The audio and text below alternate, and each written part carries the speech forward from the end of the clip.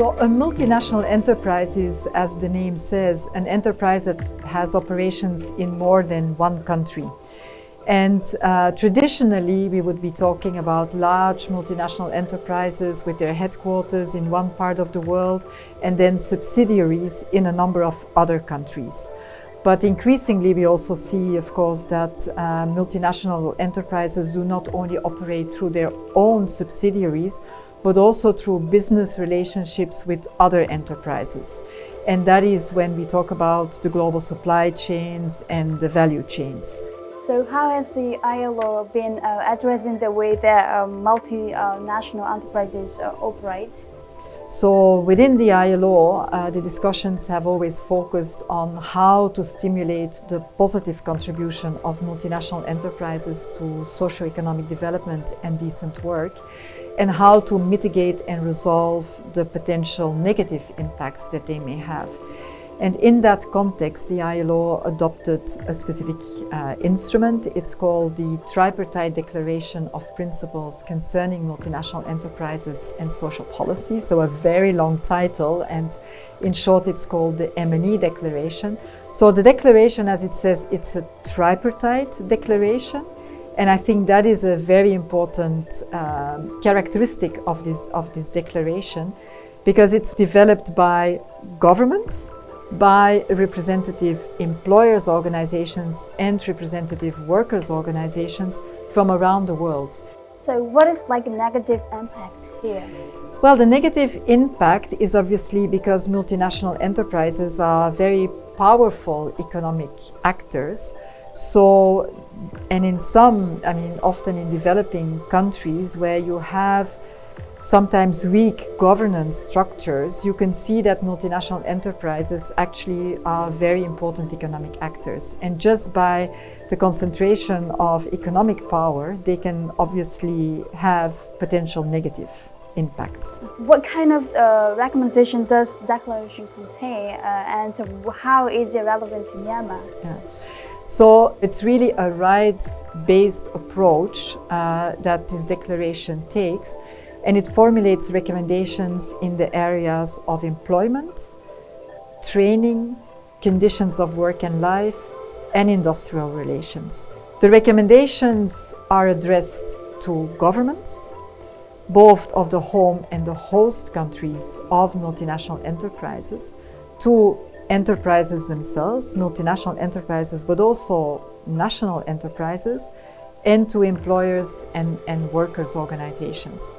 So in a way, the recommendations that are put out there reflect good practices for all enterprises. And that is precisely what the ILO promotes through this instrument. What does it mean for Myanmar? That is actually a very important question, because Myanmar is currently on a very important change, opening up increasingly to the global economy, attracting foreign direct investment to Myanmar. And as such, Myanmar has clearly indicated it wants to attract the right kind of investment coming to Myanmar. So the investment that will indeed contribute to the socio-economic development of Myanmar, offering opportunities for the economy to develop, and thus for Myanmar people to have opportunities also to further develop.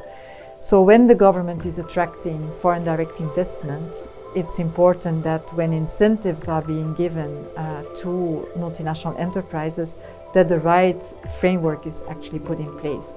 And for example, that they should not include any limitations on freedom of association and collective bargaining.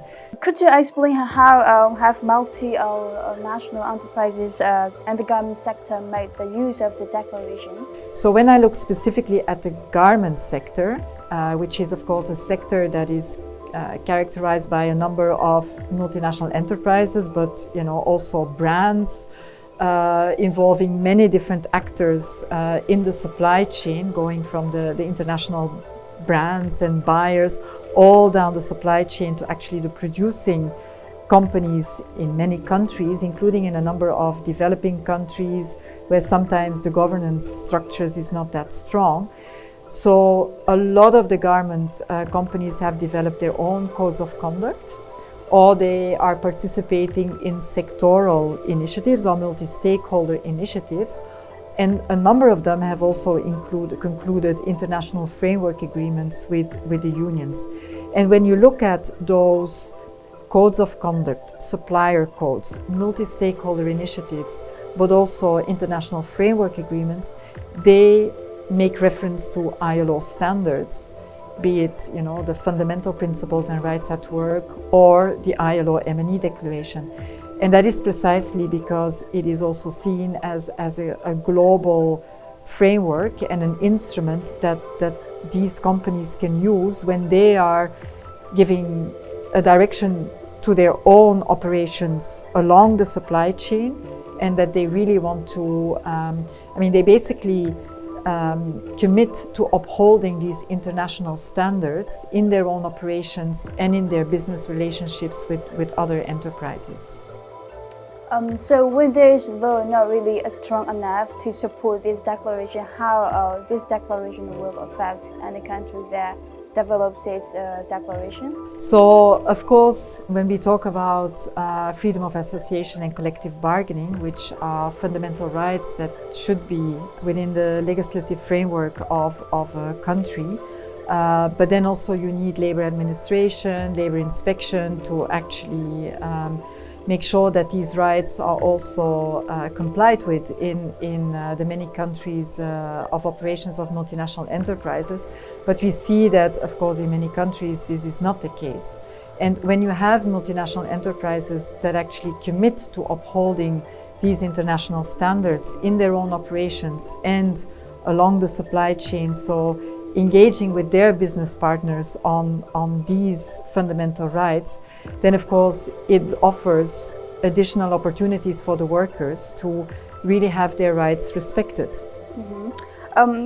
I hear a lot about due diligence. What does it really mean? Yeah. So due diligence is a process through which companies know about what's happening and can show about what they are doing to address a number of negative impacts that they may have on human rights and on labor rights. So that is an important concept, a process that actually is also now incorporated in the M&E declaration.